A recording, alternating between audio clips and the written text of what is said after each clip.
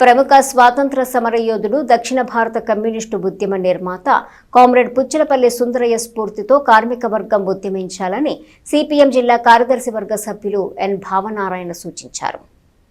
మండల కేంద్రమైన కొల్లిపర గ్రామ పంచాయతీ కార్యాలయం ఎదుట గల సిఐటియు స్తూపం వద్ద మంగళవారం పంచాయతీ కార్మికులతో కలిసి ఆయన కమ్యూనిస్టు నేత పుచ్చలపల్లి సుందరయ్యకు నివాళులర్పించారు.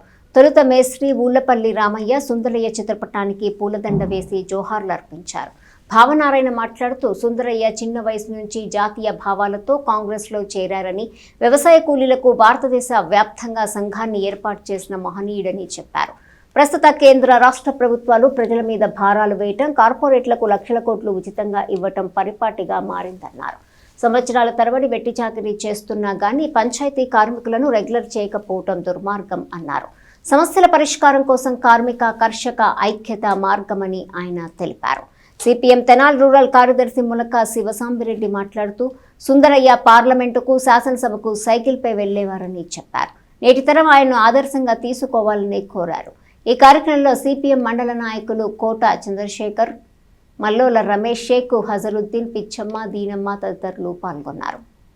ప్రముఖ స్వాతంత్ర సమరయోధులు, దక్షిణ భారత కమ్యూనిస్టు ఉద్యమ నిర్మాత కామ్రేడ్ పుచ్చలపల్లి సుందరయ్య గారి 41వ వర్ధంతి సందర్భంగా ఈరోజు కొల్లిపర పంచాయతీ కార్మికులు ఘనంగా నివాళులు అర్పించడం జరిగింది. ఎందుకంటే ఈ దేశానికి స్వాతంత్రం రావాలి, బానిసత్వం పోవాలి అని ఆనాడు గాంధీ గారి పిలుపుననుసరించి పెద్ద ఎత్తున ఉద్యమాల్లో పాల్గొన్న యోధుడు స్వార్థం పెరిగిద్ది అనే ఉద్దేశంతో తాను మరి ఆ పిల్లలు లేకుండా ఆపరేషన్ చేయించుకున్న త్యాగజీవి. పార్లమెంట్లకి, శాసనసభకి కూడా సైకిల్ మీద పోయిన నిరాడంబుడు. ఆయన స్ఫూర్తితో మనం కూడా ఈనాడు కేంద్రంలో ఉన్న, రాష్ట్రంలో ఉన్న ప్రభుత్వాలు ప్రజల మీద, కార్మికుల మీద విపరీతమైన భారాలు మోపుతున్నాయి. అట్లాగే సంవత్సరాల తరబడి పంచాయతీ కార్మికులు పనిచేస్తున్నా కానీ వాళ్ళకి పర్మనెంట్ లేదు. మరి ఎప్పటికప్పుడు టెండర్ పద్ధతిని వాళ్ళని ఇబ్బంది పెట్టే పరిస్థితి.